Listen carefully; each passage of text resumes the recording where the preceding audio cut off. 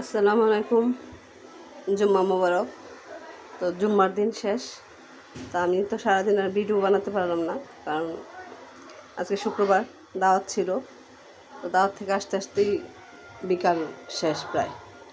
তো আজকে রান্না নিয়ে কোনো কথা বলবো না, যেটা বলতে চাচ্ছি যে দাওয়াতে গেলে, একটা দাওয়াতে অ্যাটেন্ড করলে অনেক আত্মীয় স্বজনের সাথে দেখা হয়, অনেক ভালো লাগে।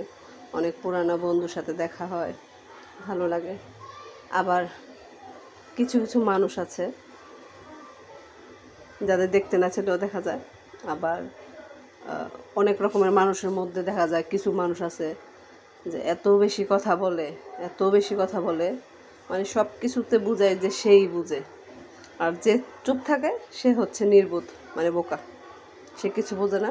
আর যে না বলে, কিছুই না বলে, সে তো বুঝেও না, দেখেও না যে তার চারপাশে যে কী হচ্ছে। তা আপনারা নিশ্চয়ই কাকের একটা গল্প শুনেছেন।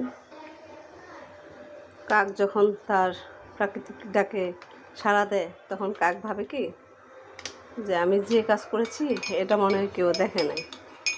তো আছে সমাজে কিছু মানুষ এমন, আসলে কি সমাজে হচ্ছে, এই সমাজটা হচ্ছে চালাক মানুষের জন্য। আর যারা সঠিক কথা বলে বা তারা হচ্ছে বলদ, বোকা। আর যারা উচিত কথা বলে তাদের তো এই দুনিয়াতে কোনো দামই নেই। তো আমার মতে উচিত কথা না বলাই ভালো, কারণ সব কিছুর জন্য আল্লাহ যথেষ্ট। আর এই যে আপনারা যে বোকা ভাবেন যে কিছুই দেখে না, কিছুই বুঝে না, জিনিসটা ব্যাপারটা কিন্তু এমন না।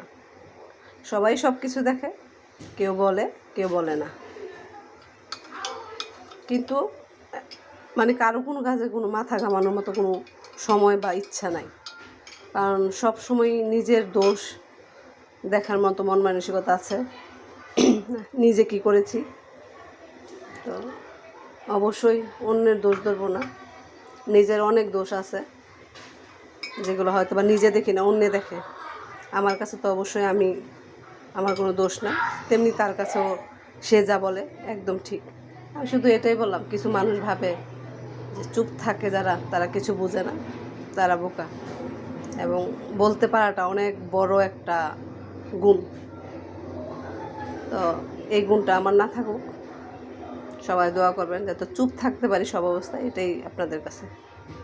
আল্লাহ হাফেজ, আসসালামু আলাইকুম।